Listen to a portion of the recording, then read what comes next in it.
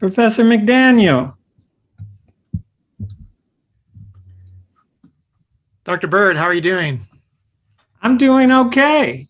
I'm having flashbacks. I'm feeling kind of like Friday, even though it's not a Friday. It's so true. Does this make it feel even more like a doc talk? This is what has made it feel like a doc talk, is that I see that you and I are up and it's 11:30 and I am in task force doc talk mode. Well, me too. I've been looking forward to being with you today, and we also have a very special guest with us who's going to join our conversation today. I think first we should introduce ourselves to our audience and thank them for their attendance. My name is Kayla McDaniel. I'm the chair of the history department here at Rice University and also the co-chair of the task force on slavery, segregation, and racial injustice. And I want to let the audience know that you can find our website at taskforce.rice.edu. And there you should be able to find two substantive documents that we've released yesterday that provide a progress update from the task force on the research that we're conducting as part of our expansive charge from 2019. But as Dr. Byrd mentioned, we also have been giving lots of updates about our research over the last academic year. Every Friday at noon, Dr. Byrd and I have been gathering on Zoom for what we call doc talks, which are brief discussions of some of the documents that we are investigating as part of our research with the task force. And you can find online at the Fondren Library archived copies of all of those conversations over the last year if you'd like to catch up a little bit on some of the documents that we've examined. So today we wanted to do a modified doc talk, if you will. We're going to talk primarily about the documents that the task force released yesterday and take some questions from our guest in a moment about those documents. But I also wanted to start with this document, which seems appropriate and fitting given that today's sessions are marking the occasion of Juneteenth, June 19th, 1865, which was the day on which Major General Gordon Granger issued General Orders Number 3, declaring that there would be an absolute equality of rights and rights of property between former masters and slaves, and that as of this order in Texas, emancipation would be enforced.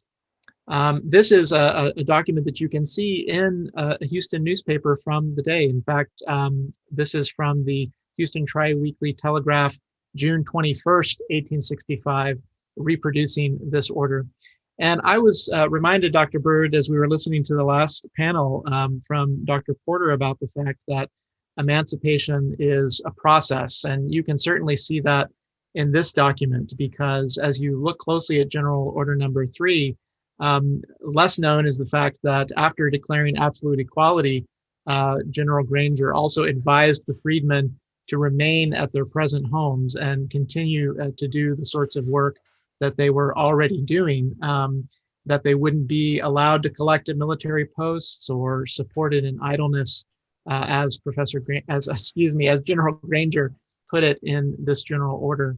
But I also think, Professor Kuti reminded us that this is a moment of celebration, and that emancipation and Juneteenth remind us of truly what was accomplished here on June 19th, 1865, in a place, as Provost DeRoche said, that's not far from Houston, just down the road, and not disconnected from our own history as a university.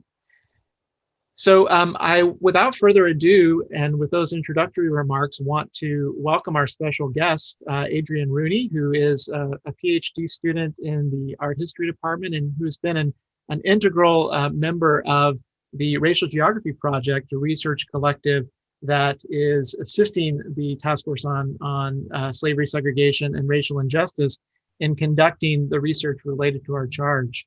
Adrienne, thank you so much for joining us today on this Juneteenth Doc Talk. Thanks very much for having me. It's really nice to be here with everyone. I'll just begin. Does that? Yeah. All right. Yeah, that's great. Okay. So I have many, many, many questions. I read the beautiful documents that you just released very thoroughly, footnotes and all. And so have a lot of questions that I would like to ask about them, and hopefully in a way that will allow audience members to kind of enter the documents if they have not already read the 100 or so pages of them by now. Please do look at them, because these questions are only the tip of the iceberg. But I'd like to begin actually with the document, Dr. McDaniel, that you just had on the screen, because I think it's great to start with Juneteenth, and actually it's quite connected to our university. The end of your first document that you just released actually ends at the first Juneteenth, and it ends also at William Marsh Rice's own home, which was likely the one that was downtown and is now at Sam Houston Park. So can you tell us a little bit about the anecdote that places U.S. troops sent to enforce emancipation in Texas staying at Rice's house? Absolutely. Let me actually pull the document back up, because if we pan over slightly from the publication of General Orders Number 3 in this Houston newspaper, you'll notice that William Marsh Rice's name appears here in the column just to the side of that announcement. And this is a brief report about the arrival of U.S. troops from Galveston to Houston on June 20th, the day after the first Juneteenth. And it says that the train arrived at around 10 o'clock in the morning. And the editor says at the end of this brief announcement that the troops would likely remain in Houston for some time. And it turns out that the officers' quarters that came to Houston from Galveston were at the residence of William Marsh Rice, Esquire. And I appreciate you asking about this document, Adrienne, because I think one of the things it highlights is the value that digitized resources like the one we're looking at right now, the Portal to Texas History, which contains digitized versions of many 19th century newspapers. One of the advantages of that for the research that we're doing is it's enabled us to locate articles like this one that refer to William Marsh Rice that maybe were not known or available to scholars who were working on his history before. And this is an example of that. I don't know of any previous work that's noted that these officers from the U.S. military quartered themselves in Rice's house, likely the same house that now stands at Sam Houston Park downtown. And as we talk about in the update that we released yesterday, the reason they could do that is because the house was vacant on June 20th, 1865. William Marsh Rice was not there. He was in Mexico, and maybe we'll have occasion to talk a little bit more about that later today. Thank you very much for that answer. I'd like to, and we will pivot back to Mexico, but first I'd like to jump to the beginning of the Rice Institute to kind of show the chronological breadth that we're going to be dealing with today. And I'd like to turn to a statement that you also reference in your report, and this one is in the second document that is specifically about the Founders Memorial. And it's a statement by the Institute's first president. And so for those who don't know, Rice University was first referred to as Rice Institute. So if I say institute, it means university today. So Edgar Odell Lovett was the first institute president. And he seems to suggest that the solution to, quote, the peculiar problem of the South, by which we can assume, and you do assume, he means the history of slavery and its afterlife in the South. He says that the way to solve this is education, the way to solve this problem. And he calls for educational opportunities for all people of the South, in fact. And I'm curious to know who you think he's counting in this all. Of course, he presided over a school that was only open to a few, only white people. But there were also, of course, excellent schools for Black students in the age of legal segregation.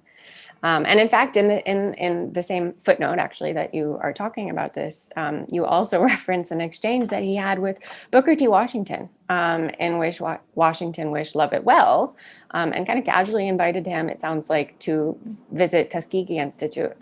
So this is a lot. I didn't realize that Lovett was in contact with Booker T. Washington. This is already mind-blowing. Can you kind of talk us through some of this information? What questions does it raise? I'm happy to do that, and thanks, Adrienne, for the question, and thanks for being down in the footnotes of these documents. I'm going to start with the very brief answer to your question, which is, what does it tell us, and what do we know? And the answer, right, which is often the answers to questions that come out of footnotes, is we're not sure. We're not altogether sure. And sometimes when you're not altogether sure, you work out some of that, or you put some of that uncertainty in the footnote to make a gesture to the reader so that they can see something that isn't quite tended to, something important that can't be resolved in the text. But also historians sometimes do that as a reminder to themselves, right? That this needs this needs more work. So how this gets started is President Lovett makes a speech at the opening of the university that's later published, in which he lays out, George Rupp is called, who's a former president of the university, this marvelous plan for the university's aspirations. And in part of that plan is where he speaks to the South and the place of education in the South. For all, he says. He doesn't have to say for all, but he does. And where Booker T. Washington and Tuskegee come into play is that in the run-up to the opening of the Institute, President Lovett is involved in this tour, this kind of international and national informational tour to publicize rights. And he's also communicating about the opening of the I'm going to say university. He knew it was a university too, to other higher education officials in the United States and across the world. He's not doing all of this by himself. He has clerks who are doing a good deal of it and are sending out plans for the administration building and some of the buildings on campus to create excitement. And one of these finds its way to Tuskegee, and into the hands of President Washington, who's the principal of Tuskegee, into the hands of his secretary and main advisor, Emmett Scott. And that's where the communication between the two, such as it is, begins. And I'm scared to show screen because sometimes I get confused when I do that. But I just want to say one of the things I find interesting, there are two levels of this document that are interesting. You've already raised one of them, so I'm going to start by focusing on the other, which is in the details of this exchange. There's what I think is a fascinating small history of the nature of interactions, of the nature of intercultural interactions in Jim Crow America. And so one of the things that I find fascinating about it is Dr. Lovett has written to the head of the Tuskegee Institute, Booker T. Washington, who was out of the country at the time. He's taken sail and he's in Europe. And President Washington's secretary writes back to Dr. Lovett, I've built this up too much, but this is really exciting to me. He writes back, "Dear Mr. Lovett." And then he goes on, Dr. Washington is out of the country, right? But we've gotten your letter with your wonderful plans, and I'll make sure to get it to him when he gets back.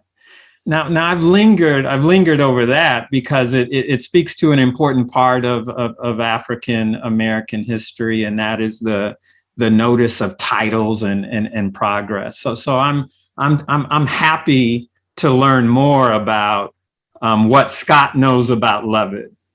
Does he know that he should address President Levitt as Dr. Levitt? Does he know that and instead goes Mr. Levitt anyway? Does he not know? And is just going with Mr. Levitt because it's an easy choice. And these are interesting questions about knowing. In one instance, is because Scott is from Houston. Like he's in Tuskegee at the moment, but he's a Houstonian.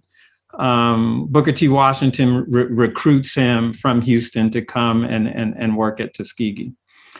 And I've gone on too long for a question to which the answer is we're not sure. But it's a fascinating question, right? How does Levitt see the place of education for all in the South? Men and women, right? Rice has a policy on that, so it's kind of clear where the university stands there.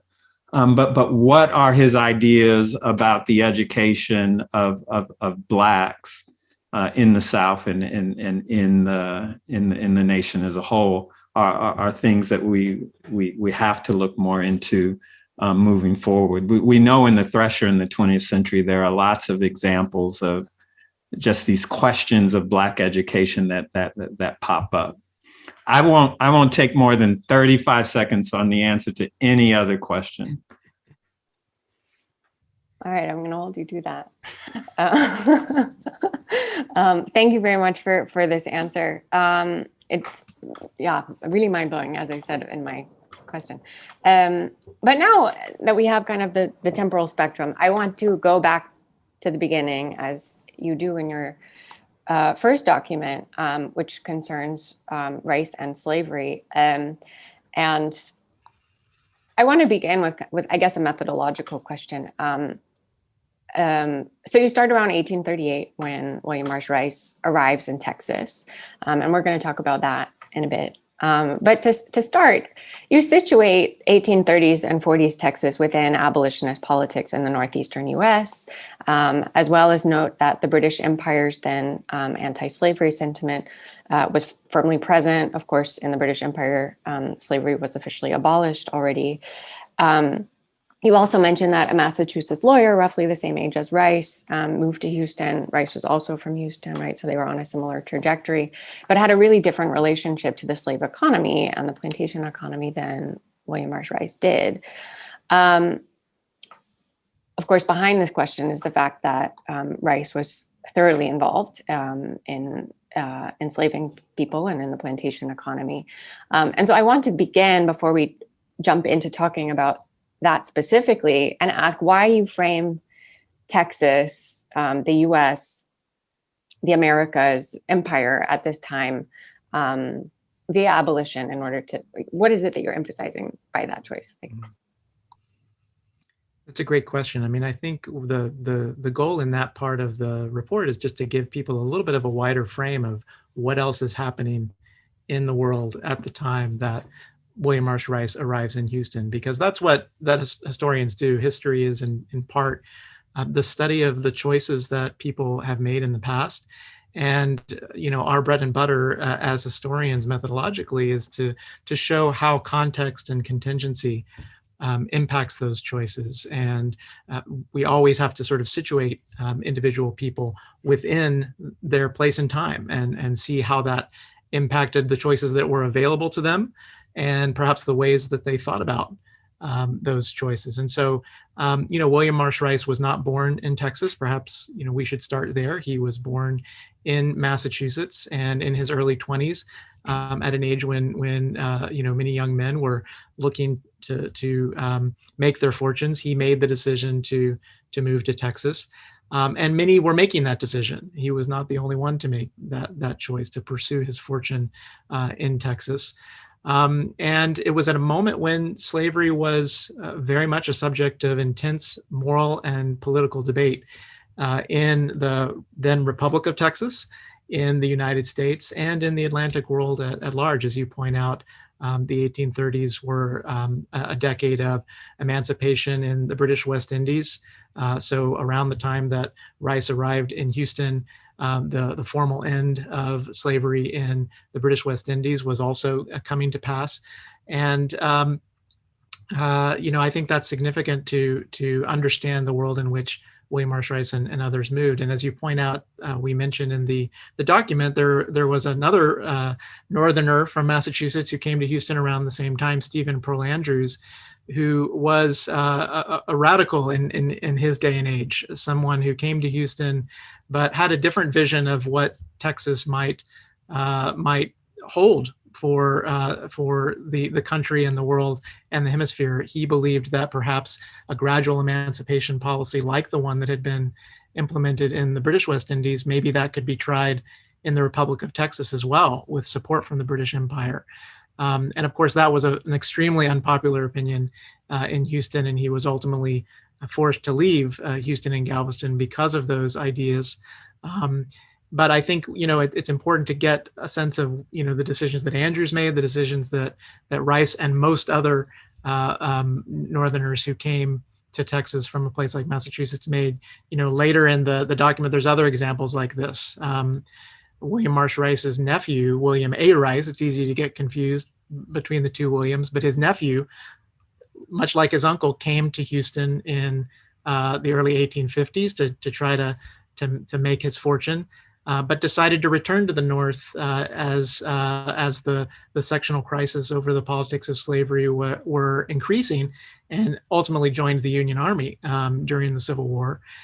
Conversely, we talk about the editor of the newspaper that I showed you earlier today, E.H. Cushing, who was born in Vermont and educated at Dartmouth College, very much a New Englander, came to Houston and became an ardent secessionist and defender of slavery in the Cotton South, and believed that slavery could be integrated with industrialization in the South. So once again, I'm just giving some examples of the lots of different choices that were available to white Northerners who came to Texas, and William Marsh Rice was one of those who migrated to the Republic. This is 35 seconds, put me on, right? This is a key, with people who aren't, this is a question I think historians get often, or at least a statement that's made, and Dr. McDaniel has complicated it in precisely the way I think historians would tend to complicate it. Is what does it mean to be a person of one's time, right? Isn't any easier to answer for the 1830s and 40s than it is for right now. I imagine there are lots of people in these times with lots of ideas and making lots of different kinds of choices. Thank you. Thank you both very much. Okay. I'd like to move on to my next question, which is a question I'm kind of reluctant to ask, but also want to ask, given I think some of the discourse that dominates kind of the institutional historiography about Rice, which is of course that Rice was well, it's a complicated question, but Rice was a good capitalist, possibly anti-slavery. When there is mention that Rice enslaved people, it tends to be that he enslaved very few people relative to others, that he was a man of his time. And the number of enslaved people that kind of floats around is 15. And this is, of course, based on a particular document. So I know that a lot of the work that you've done has been to actually figure out a more accurate estimate of, and it is by default a low estimate of how many people that Rice himself enslaved, and that would include his firm. And so I want to ask you about the number. But then I also want to emphasize that you emphasize that the enslaved people that Rice actually saw or held title to were only a small portion of the enslaved people that his bottom line essentially depended on. So in other words, Miranda or Tom, and I won't name everyone that you name in the document, or other enslaved people that he leased for the day, we're not the only people that are implicated in his web. So I'd like to ask you about that number. It's a great question and a complicated one, and I think it, when you start to learn about the history of slavery in a place like antebellum Texas, we all bring sort of, someone in an earlier panel mentioned popular culture, and we all bring to the study of the past certain assumptions or sort of primary images that we already have of the past. And I think one of the ways this impacts the study of the history of slavery is we tend to have a kind of normative image of what slavery was in the antebellum period. And what comes to mind is perhaps mostly on a large cotton plantation, enslaved people working in the field to produce cotton. And there's a reason that's the dominant motif, because as we talk about in this update, the cotton economy was driving the development of the antebellum South and was integrated with culture and economy and politics. And certainly Rice and his firm and other commissioned merchants in Houston in the antebellum period were connected to slavery that looked like that. But as you're pointing out, Adrienne, slavery was so pervasive and permeated so much of antebellum society that it took lots of different forms. That enslaved people working in urban occupations, or sometimes enslaved people doing financial work of a kind. For example, we talk about in the document that creditors accepted as collateral for loans that were given to debtors in the antebellum South, enslaved people as collateral, and sort of somebody who owned enslaved people could take out a mortgage on particular people. And so I think the goal there really is to say, not that William Marsh Rice was exceptional in his connection to those aspects of slavery, or that in terms of the number of people he enslaved, that he was more or less entangled than others, but to use his story as a way to see that broader point about slavery's pervasiveness and centrality to the society in which he and others at that time lived, as we were talking about earlier. I do think on the numbers question that the goal of scholarship is to look at all of the evidence and examine everything and improve our accounts over time and correct when corrections needed. And we talk about that some in the document, that even the number that's kind of become most familiar to people who know about William Marsh Rice doesn't read the census record from 1860 with perfect accuracy. And if you go back and look at the document, it raises some other questions. There's actually 18 people listed in William Marsh Rice's household, but 2 of those people are listed as employed by him but not owned by him, meaning that they were leased, to use the word you used, or hired out by other enslavers to William Marsh Rice or his firm in 1860. And then there's a 16th person who is listed there, most likely that he held legal title to. And I think it's a good example of why this is important and difficult work for historians to go back and examine the primary sources, look at the documents, try to get as clear a picture as we can of what those primary source documents show us. And they don't show us everything, not by any stretch. And one of the things that we discuss in the document is the limits of what the documents that we have can tell us about the experiences of enslaved people, even about the precise number of people that William Marsh Rice might have held title to at one time or another. It's clear that the number of people he enslaved was placed him in an elite class. If you were to compare him to the other couple hundred people in the city of Houston in 1860 who were listed as slaveholders in the 1860 census, only about 10 or 12 maybe of those 200 enslaved more people than William Marsh Rice did in the city of Houston. So in that sense, he's he's at the higher end of the distribution. But then if you place him in another context, Texas writ large, or you're to look at sort of the 200 wealthiest people in Texas in 1860, the mean number of people that the wealthiest Texans enslaved was closer to about 40. And so there, William Marsh Rice is on the lower end of that distribution. And that just gives different ways of thinking about the relative size of William Marsh Rice's slaveholdings in 1860, in that snapshot moment that you're referring to with the census, without losing sight, as we try not to in the document, of all the ways that slavery was entangled with William Marsh Rice's businesses, whether that was in investing in railroads or partnering with his brother who operated a cotton plantation in Fort Bend County, incorporating an insurance company. I think the real point here is not to emphasize, again, that William Marsh Rice is exceptional or exceptionally culpable for that whole system, but rather that his life gives us an insight into how pervasive and central that system was to this society.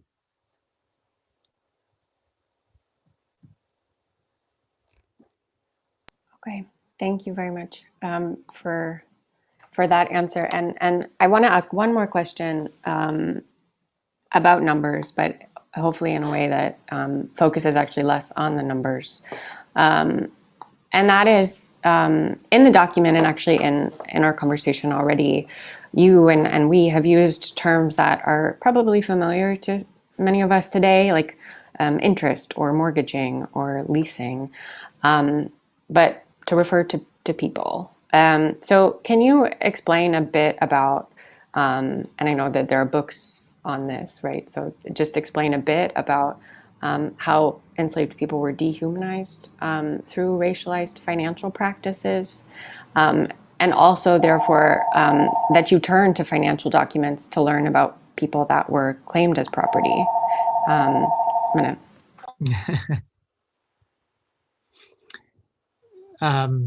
Yes, that's a great question, and it gets back to what we were just saying about kind of the popular understanding of slavery that we carry around versus the ways that slavery as a system, as a legal system of property, operated in a place like antebellum Texas.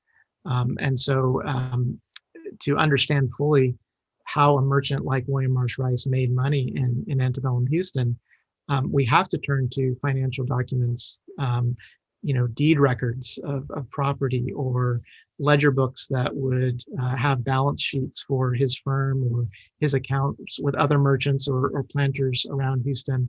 And this is one of the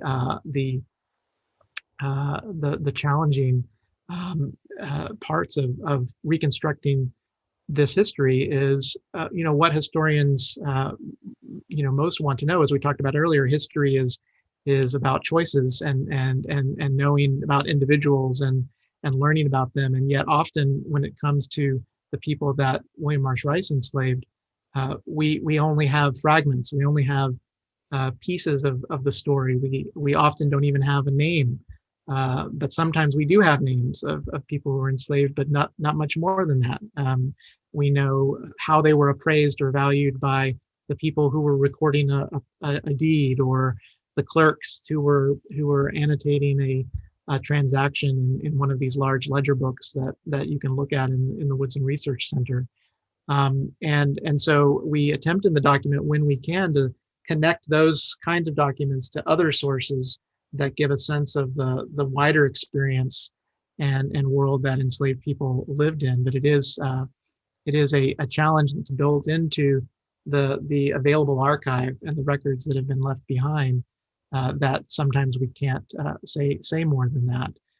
But I think that is we do have to imagine, even when we can't say precisely, we have to imagine, what did it mean for an enslaved person experience that they might be mortgaged as part of a loan agreement, while at the same time performing labor for the person who held legal title to them by the laws of that time.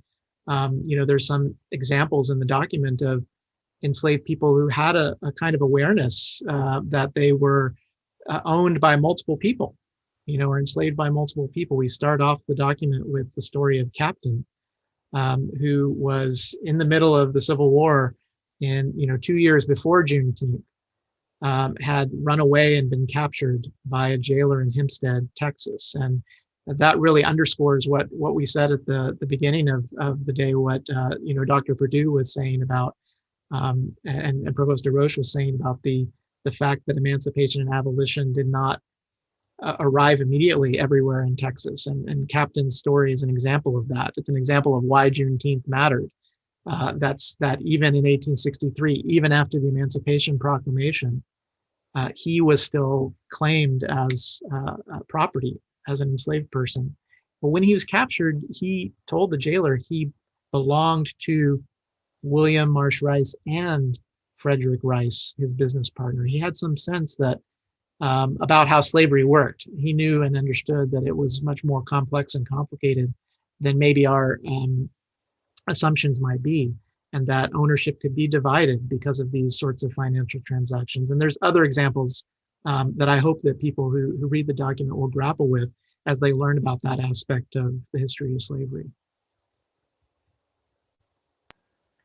Okay, thank you very much. I have so many questions that so I'm going to zoom forward towards emancipation, actually, since you ended there.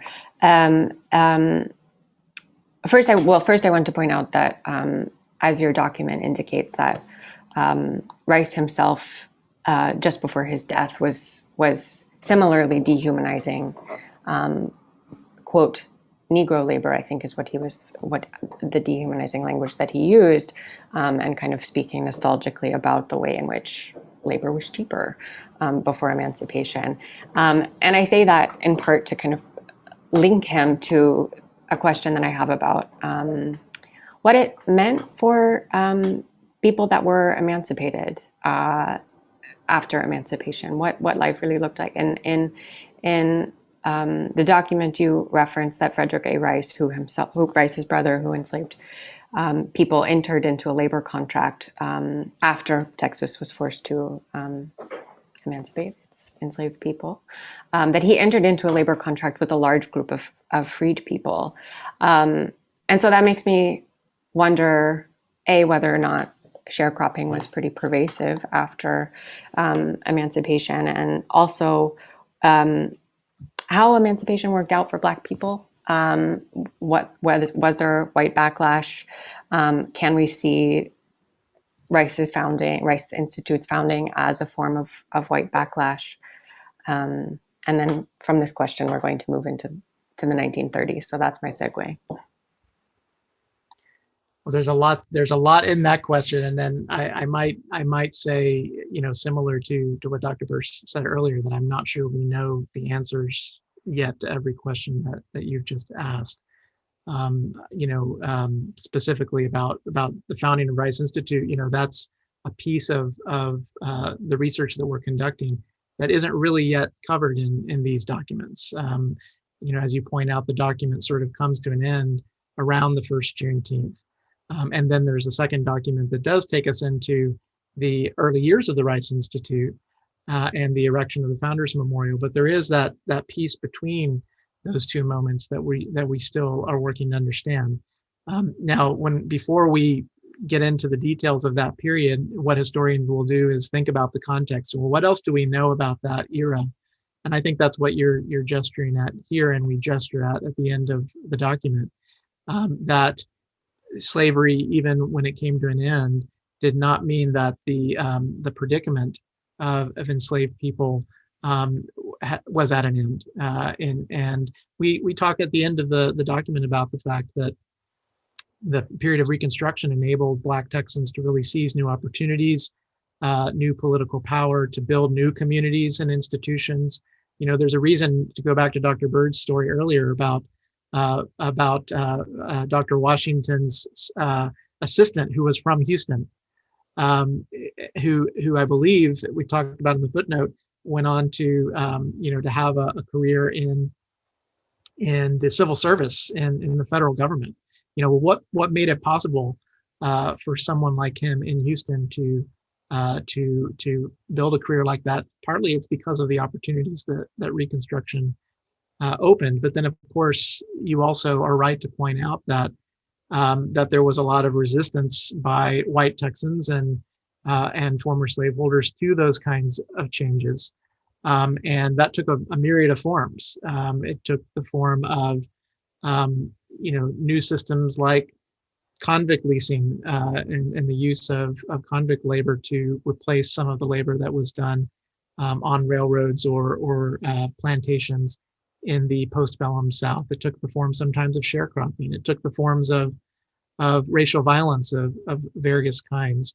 And I think the key point is just to be cognizant of the fact that when Rice was chartered and then opened its doors, there were living survivors and family members of people who had been enslaved and emancipated after Juneteenth. And that should enter into our thinking about the context and the world in which the Rice Institute opened its doors. I did want to show you one thing before I know you wanted to move on to the other document a little bit.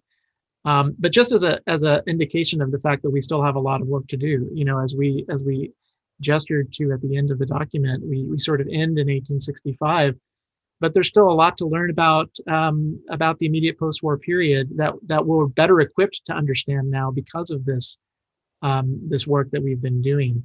And I'll show you an example of a document that is in the Woodson Research Center. And it's the kind of document that if you were to go into the Woodson Research Center and be flipping through a folder and come across this piece of paper, nothing about it would necessarily tell you that it has anything to do with a task force on slavery, segregation, and racial injustice. There's no mention of race on this document. There's no mention of slavery. There's no mention of racial injustice. Our work would be done a lot more quickly if there were a folder that one could go to in the archive labeled slavery, segregation, and racial injustice, and opening it would give us the cache of papers and all of the evidence we need. But this is an example of a document that isn't flagged in any way as relevant, and yet looking at the top of the page, this name, James Blue, in account with F.A. Rice. The fact that we've done some of the research that's in this first document enables us to see this piece of paper as more significant because James Blue is the name of one of the formerly enslaved people at the Edge Hill Plantation in Fort Bend County that Frederick A. Rice operated in the years prior to the Civil War. And so this is an undated document, so it's not really clear when it dates to, but it could be an account between Frederick A. Rice and James Blue as a sharecropper.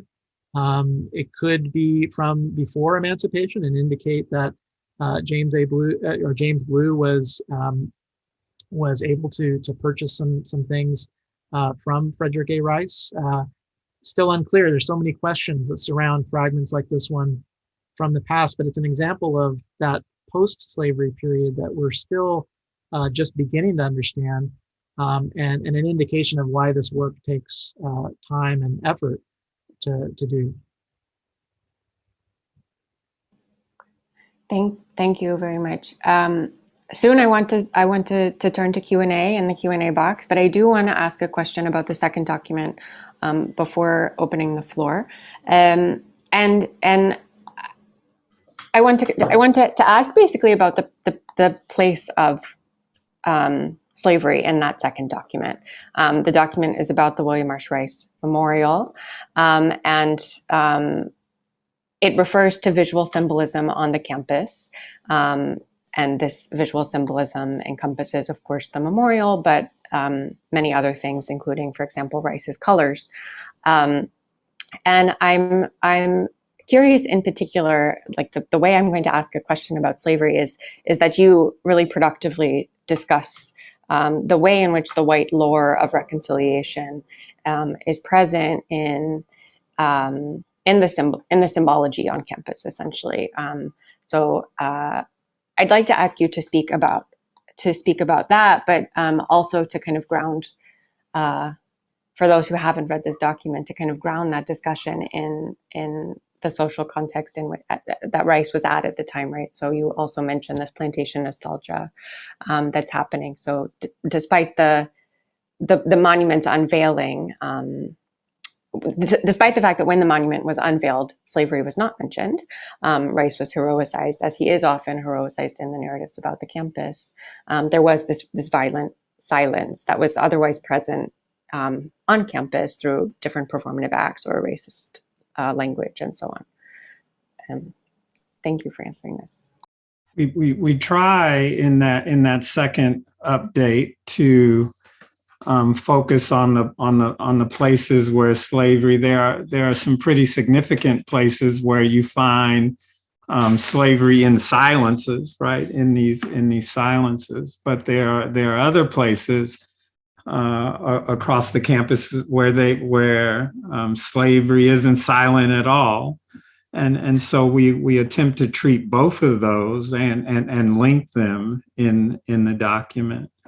One of those most important silences speaks to a way in which the university was envisioned, and so it makes sense that, well, we shouldn't be surprised that silence about reconciliation, the way slavery was silenced in the discourse on post-bellum Northern and Southern reconciliation, finds its way into several places on campus and maintains a type of hushed quality. But early officers of the university see it as serving a kind of reconciliationist purpose. It is a university that is in the South. There's no getting around that. But the earliest officers of the university don't see it narrowly in those terms. They see it as a university that has aspirations to serve the nation and has aspirations in the community of universities around the world. And so part of this reconciliationist aspiration between North and South is one of the most interesting places where it's possible to discuss what makes that reconciliation possible, or what are the things that make that reconciliation possible. And one of those things is a kind of quietude or silence about the nature of the original disruption. And it's a pretty phenomenal disruption, right? The Civil War is a phenomenal, it comes at phenomenal cost across the nation. And so to forget, in order for that reconciliation to really flower in the minds of white Northerners and white Southerners who are inclined in that direction, it takes a kind of forgetting of the actual cause of the war, and the ways in which the cause of the war are still present in the present, in the bodies of Black citizens. So that we try to speak to that, right? Levitt speaks to it directly in his vision and hopes for the university. But that reconciliationist hope also, we argue, we think, is expressed on the monument, on the Founders Memorial as well. There's a part of it in which it only, right, there's a surface level reading of the monument that can see it simply as a recording of Rice's life. He's born in Massachusetts. He makes his fortune in Texas. And so if you stop there with symbolism in the way that the designers of the statue decide to add, right, with the United States, and out of many one, then that connection becomes becomes a lot more substantial, especially because it can be connected to larger discourses about the place of this ideology within the university. I stopped. I was going to go to some of those places where it wasn't silent, but then I remembered that I wasn't going to talk as long as I did last time. But I have more. But I stopped. I stopped there. Those are the silent places. But there are places where it's not silent at all, and it's especially in student culture and entertainment are some of those places where it's especially prevalent. And not just on campus. I mean, I was thinking, connecting back to Dr. Kuti's presentation earlier today, talking about that interwar period in Paris, and other places where there are, depictions of Black life and culture that are that events that she described as kind of phobia or fear, or a kind of emphasis on the primitiveness of the culture of people of African descent in various places, not just on the Rice Institute campus.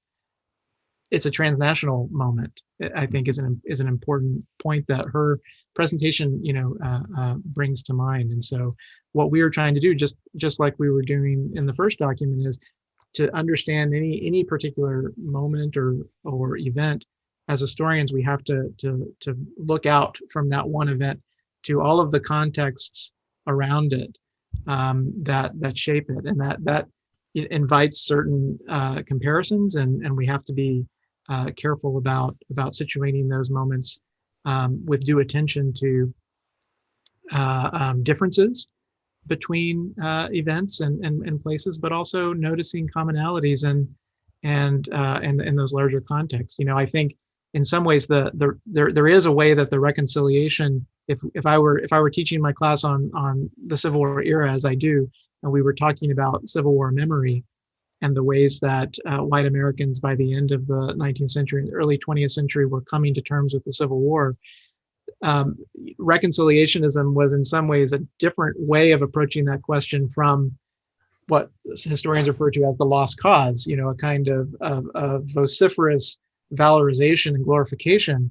of the Confederacy, which kind of cuts against reconciliation. Reconciliation is all about, let's not talk too much about the ideological differences between the sections. Both sides believed in what they were fighting for, and that's what's going to enable us as a nation to reunite.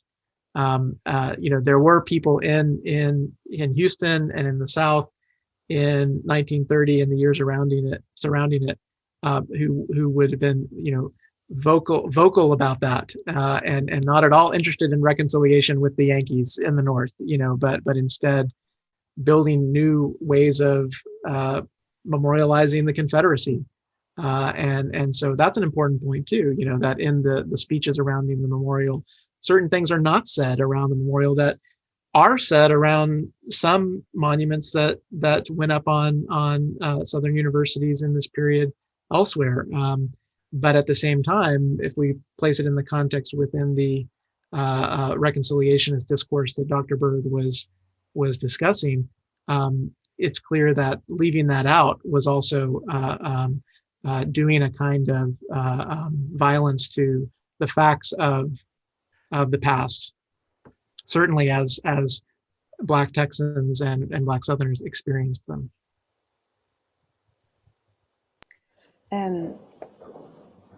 I'm going to incorporate a question from the Q&A box into one of my own questions that connects what you were just speaking about, and could be a nice kind of ending moment. So in the interim report, you mentioned the ties to slavery for not only Rice, which I should say that the attendees would like to confirm that that his entanglement with slavery went well beyond individuals that he enslaved, right? That it was that enslavement and the plantation economy was part of the broader trade network, his railroad business, his shipping business, his insurance business, as you said. So that his wealth is really inextricably tied to enslavement and the plantation economy. I think this is posed as a question, but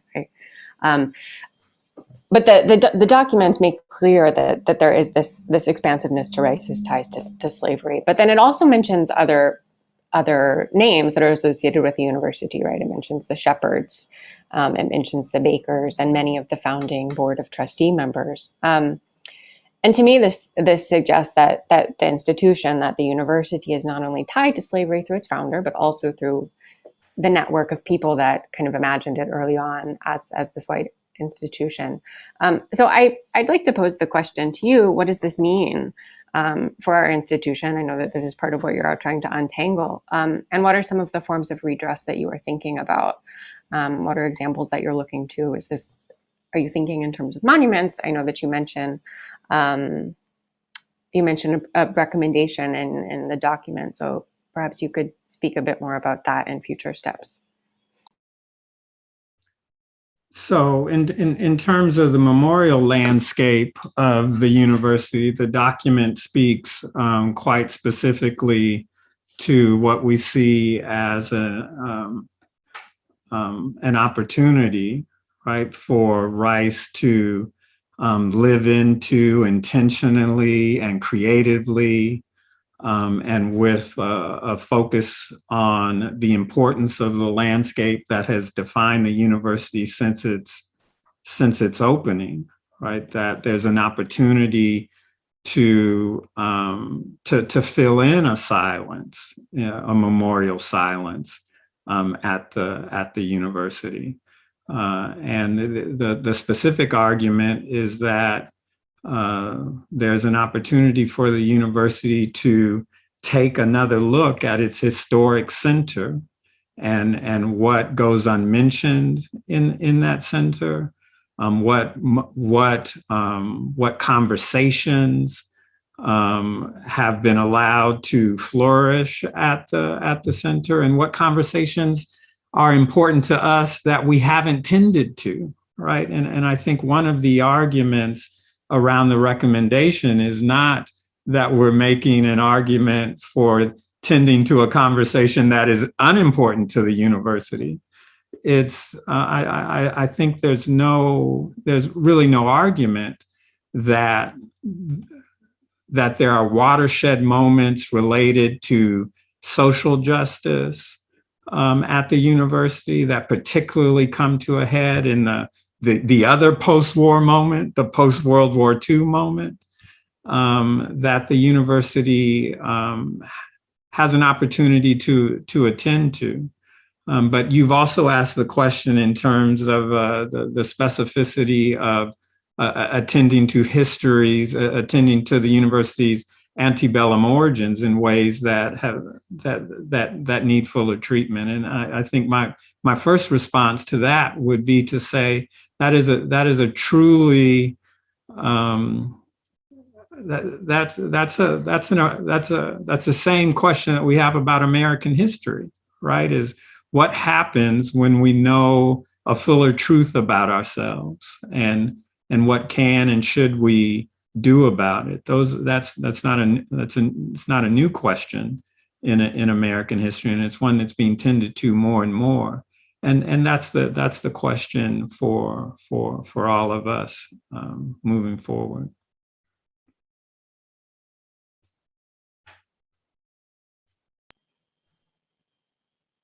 Well, I don't see any more questions in the Q&A box, so I'm actually going to ask one last question, which is not that you should answer it in the 1 minute we have left, but maybe people can stay a couple of minutes longer. Because we are speaking on in honor of Juneteenth, I'd like to ask you about instances of enslaved resistance that you've found in your research so far. So whether that is literally individuals fleeing for their freedom, seeking their freedom, or if it's more social resistance, acts of resistance like Dr. Kuti spoke about, cultural resistance, kinship resistance, anything that you can bring to the table. And I know it's very hard to locate, but that would be appreciated. Connected to William Marsh Rice, to be specific. So I'll start with one that we've attended to briefly already, but I think it deserves a little expansion because it brings together this question of what does it matter what slave owners think and do, and vis-a-vis what does it matter what enslaved folks or their descendants think and do. And I think Captain is a marvelous example of this, about the complexities of Black life in this antebellum period and in every period of American history. So we've attended to in necessary detail the way in which Captain was caught up in a massive, dehumanizing social and cultural economic system. And one of the ways that is quite efficiently captured is when he tells the sheriff who has stopped him from his movement among the Brazos, when he tells him that he's owned by F.A. Rice and William Marsh Rice. And that speaks directly and specifically to that system and to its kind of degradation that he understands and can articulate easily, but also some complexity, the way he is owned, right? But we also have to pay attention to what he's doing, right? What's he doing before he's caught? We don't know entirely, but there's a reason he stopped, right? He's on the move. We don't know where he's going, but he stopped and captured for some reason. And I don't think it's reading too much into the evidence to say that, yeah, he understands the system of slavery completely, but he also has some ideas about it himself. Like, he has some ideas about its rightness and its correctness and what power it has over him. And at this particular moment, he seems to be engaged in an action which says that I am the master of my situation. Now, there comes some disagreement, right? Because he is taken, but we don't know what happens afterwards. And that's the hard work that we have to do as historians, to balance the ways in which it's the dehumanizing aspects of white supremacy and enslavement are kind of obvious. Obvious might not have been the right word, but are there. But we can't and won't, right? As historians of this moment, let that crowd out the investigation of how Black people live through this. And one of the sayings by a Black historic figure from Alabama that guides my work in this comes from a book that's called All God's Dangers. And the protagonist of that book, that line comes from a line that he says in an oral history where he's telling the person who's talking to him, he says, all God's dangers ain't a white man. All God's dangers ain't a white man.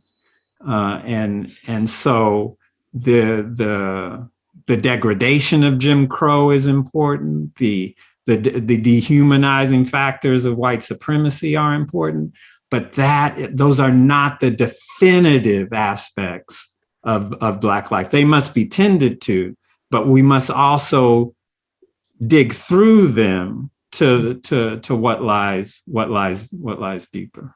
I think that's a great point, and it reminds me of Dr. Hicks earlier talking about the people who were enslaved were experts, as he put it, and part of the challenge in reconstructing this history is to get beyond these kinds of documents that we have, these financial ledgers and deed records, and understand that that the people that are mentioned in those documents had families and ambitions and expertise and experiences that continued beyond the end of slavery.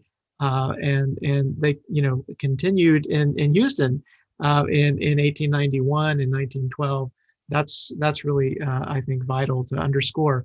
But you're right, Adrienne, that there's evidence of resistance in this document that really have not been a part of the story that we've had about William Marsh Rice. There's advertisements about locating fugitive enslaved people that were not known in earlier accounts. of William Marsh Rice's life. So there's, again, some new documents and new things in this report that we hope people will read and reflect on and grapple with. And maybe to connect the two documents in your question, I was thinking, as you mentioned, captain and movement, Dr. Byrd, the fact that he was on the move, my mind flashed to one of the things we discuss in the document on the Founders Memorial about one of the earliest Black faculty members at Rice. And we discussed Professor Freeman in a doc talk as well, and a video that he had produced of him walking around the campus and walking around the quad. As you watch that video, and I hope people will look up the doc talk that's footnoted there and watch the video, because it's a great historic document. Professor Freeman was walking around the quad on the move, and his movement in that space sparked reflection on the meaning of the Founders Memorial. And he noted that he imagined William Marsh Rice turning in his grave, or would have been turning in his grave, given the intentions that William Marsh Rice had for the Rice Institute originally, and the way that Professor Freeman occupied that space. I think this story of resistance and movement that Professor Kuti was talking about, emancipation through movement and bodies, it ties it all together for me in a way that's rich, a rich source of reflection.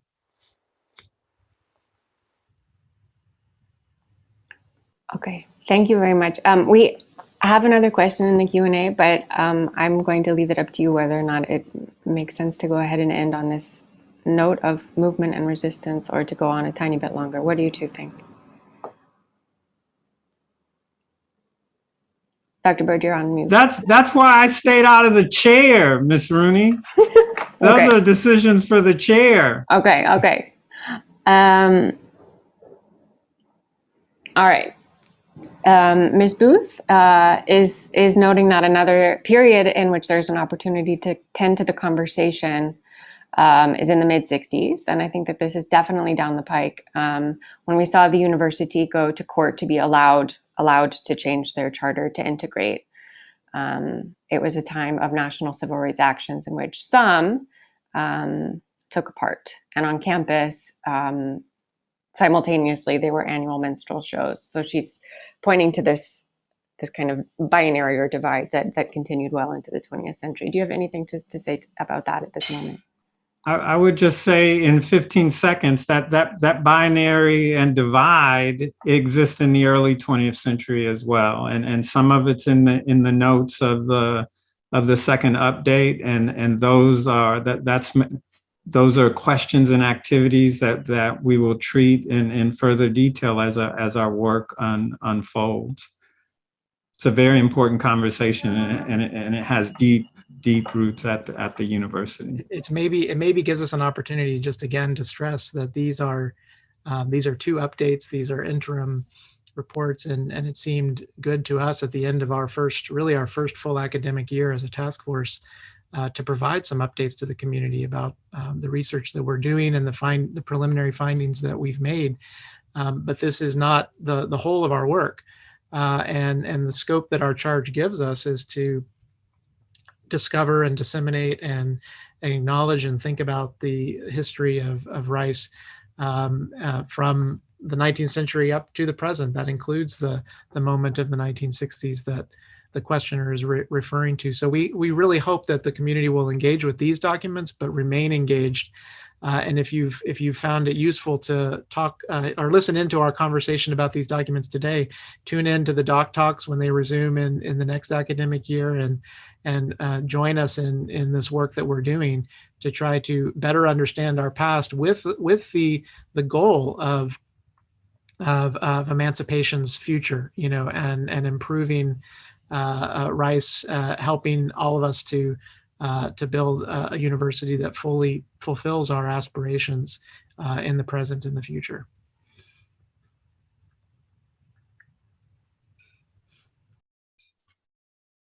Thank you both very much for Thank you very much. As I said, I have 25 more questions, but I'm not going to keep you here for that. But the Coffee documents are house. available online. Thank you so We much. can meet over coffee for all the other questions. I'm excited about them. Yeah, it's back open. All right. Thank you very much. Thank you. Thanks, everyone. Thanks to everyone.